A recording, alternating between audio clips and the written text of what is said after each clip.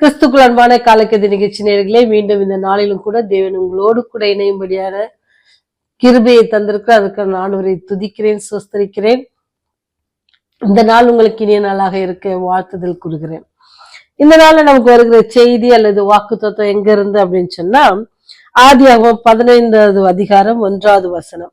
நீ பயப்படாதே, நான் உனக்கு கேடகமும் உனக்கு மகா பெரிய பலனுமாய் இருக்கிறேன் என்றார். நீ பயப்படாத, நான் உனக்கு கேடகமும் மகா பெரிய பலனுமா இருக்கிறேன். கேடகம்னா உங்களுக்கு தெரியல, பெரிய பாதுகாப்பு. அந்த பெரிய பாதுகாப்பான பலனுமா இருக்கிறேன். சாதாரண பலன்ல மகா பெரிய பலனா இருக்கிறேன் அப்படின்னு சொல்லி சொல்லப்பட்டிருக்கு. ஆனா நமக்கு என்னது, பயம்தான் ரொம்ப அதிகமா இருக்கும். பயப்படாதீங்க பயப்படாதீங்கன்னு சொன்னாலும் பயம் நமக்கு அதிகமா இருக்கும். ஒரு சரக்கு கப்பல் என்ன செஞ்சுன்னா கடல்ல போயிட்டு கொண்டு இருந்துச்சு. அப்படி போய் கொண்டிருக்கும் போது அதுக்குள்ள பயணித்த ஒரு நபர் என்ன செஞ்சாருன்னா, ரொம்ப ரிலாக்ஸ்டா படுத்துட்டு இருக்கிறாரு. அப்படி படுத்துக்கும் போது அந்த கப்பல் பயணம் போயிட்டே இருக்குது. திடீர்னு ஒரு பெரிய சத்தம் கேட்ட உடனே அவருக்கு ரொம்ப என்ன ஆச்சு அப்படின்னு சொன்னா, பயந்து எந்திச்சிட்டாரு. எந்திச்சு பார்க்கும்போது அங்க அப்படியே பேசிக்கிறாங்க. கீழ்த்தளத்துல என்ன செஞ்சுன்னா, ஒரு பெட்டி, சரக்கு பெட்டி இருக்கு இல்லைங்களா, அது கட்டி வச்சிருந்தாங்க. அது என்ன செஞ்சு, அந்த கட்டு அவங்க என்ன செஞ்சு கீழே விழுந்துருச்சு. அந்த பெட்டகத்தை என்ன செய்யணும், திருப்பி எடுத்து திருப்பி அதே பிளேஸ்ல கட்டி வைக்கணும், இல்லைன்னா ரொம்ப ஆபத்து அப்படின்னு சொன்னாங்க. ஏன்னு சொன்னா, வெளியே சுற்றி புயல் அடிக்குது, காற்று. அதனால என்ன செய்யுது, கப்பல் ரொம்ப ஷேக் ஆக ஆரம்பிச்சிருச்சு. அது ஷேக் ஆக இந்த பெட்டகம் என்ன செய்யுது, இங்கேயும் அங்கேயும் ஆடுறதுனால பெரிய சத்தம்.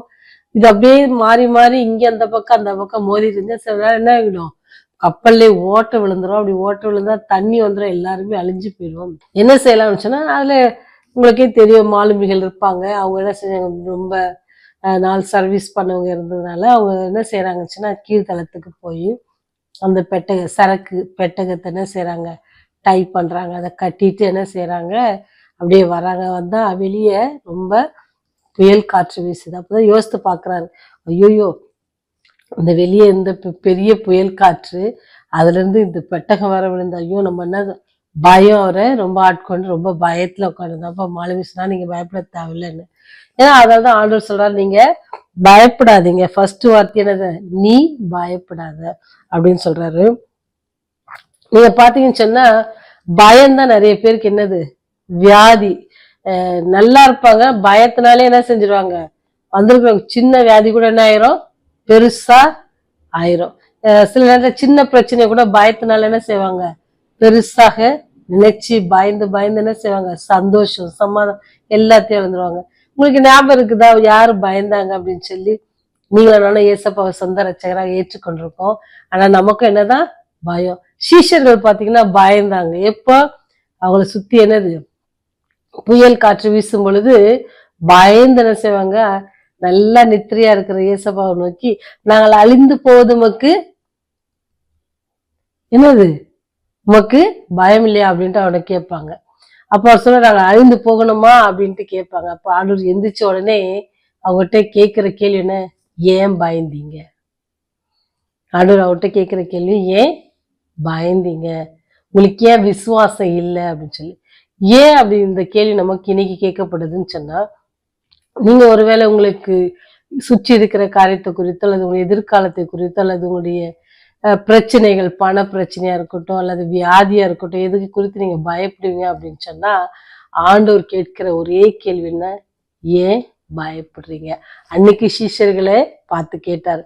அன்னைக்கு அவர் சீஷர்களை பார்த்து கேட்கும் பொழுது என்ன இருந்தாரு, ஏசப்பா அவர்களோட கூட தான் இருந்தாரு.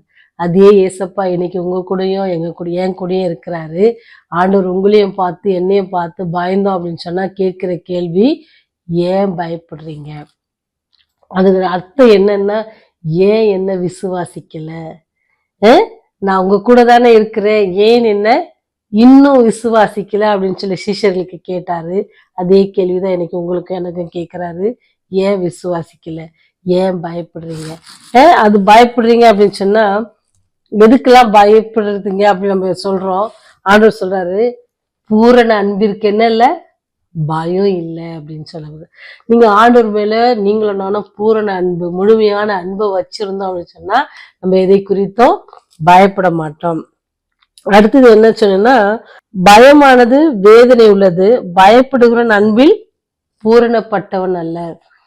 நம்ம அன்புல பூரணப்படணும் அப்படின்னு சொன்னா நம்ம கிட்ட என்ன இருக்கக்கூடாது, பயம் இருக்க கூடாது. அதுதான் தாவீது பக்தன் சங்கீதம் 23 பாடுவாரு, நான் மரண இருளின் பள்ளத்தாக்கிலே நடந்தாலும் பொல்லாப்புக்கு பயப்படேன். அது வார்த்தை இருக்கும், தேவரீர் என்னோட கூட இருக்கிறீர். ஆண்டவர் நம்மோடு கூட இருக்கிறாங்க, அதனால நம்ம பயப்பட தேவை. அவர் இன்னைக்கு நம்ம கொடுக்கிற வாக்கு தத்துவம் என்னன்னா, பயப்படாத, நான் உனக்கு கேடகமா இருக்கிறேன் அப்படின்னு.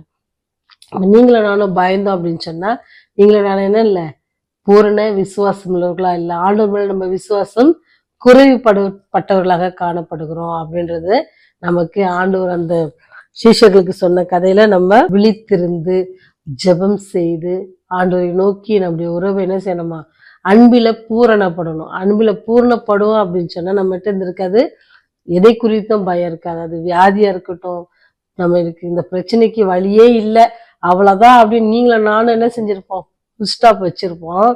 ஆண்டவர் என்ன செய்வாரு, அந்த ஃபுல் ஸ்டாப் அழைச்சிட்டு கமா போடுவாரோ அல்லது என்ன செய்வாரு, அதை அவர் எப்படி என்னாலும் பண்ணுவார். அவர் வந்து என்னது, நம்மை உருவாக்கினவர், அவருக்கு தெரியும் என்ன காரியங்கள் நம்முடைய வாழ்க்கையில நடக்கணும்னு சொல்லி. அதனால நாம் எதை குறித்தும் பயப்படாதபடிக்கு அவர் நமக்கு கேடகமா இருக்கிறாரு. அவர் சொல்றாரு, நீங்க பயப்படாதீங்க, நான் வந்து உங்க முன்னாடி நிக்க போறேன். எப்பேற்பட்ட ஆபத்து வந்தாலும் நான் உங்க முன்னாடி நிக்க போறேன், அந்த ஆபத்துல இருந்து நான் உங்களை காப்பாற்ற போறேன் அல்லது விடுவிக்க போறேன் அப்படின்னு சொல்றாரு. நான் உங்களுக்கு என்ன செய்வேன், மகா பெரிய பலனா இருப்பேன் அப்படின்னு சொல்றாரு. அப்பேற்பட்ட ஆண்டவரை நீங்க முழு மனதோட விசுவாசிங்க, முழு மனதோட நேசிப்பீங்கன்னு சொன்னா, அப்படி அன்பில நிலைத்திருப்பீங்கன்னு சொன்னா ஆண்டவர் நமக்கு மகா பலனா இருப்பாரு. ஆண்டவர் நமக்கு எல்லா காரியத்தையும் எப்படி செய்வாராம், கூட எப்படி ஆடு மேய்த்தவனை அரசனாக்குனது போல நம்முடைய கஷ்டத்திலிருந்து நம்மை மீட்டெடுத்து நம்மை மகிழ்ச்சிக்கு கொண்டு வர அவரால் முடியுன்றதை நீங்களும் நானும் விசுவாசிக்கிறீங்களா? ஜெபம் செய்வோம்.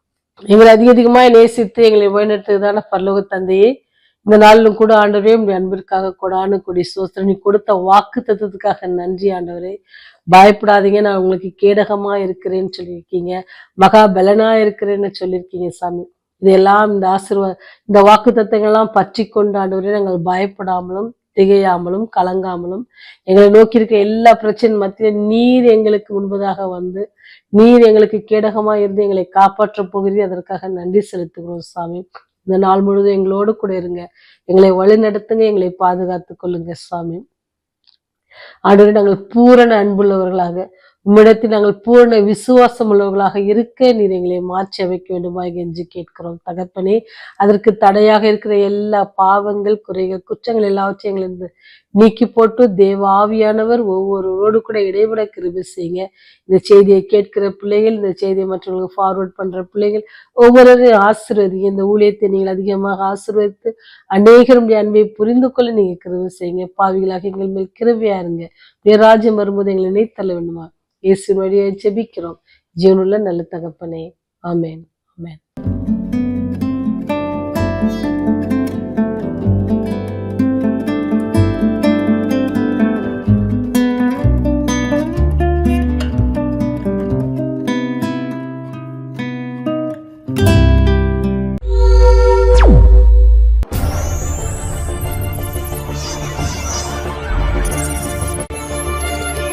நீங்கள் பார்த்துக் கொண்டிருப்பது உங்கள் ரிவைவல் டிவி.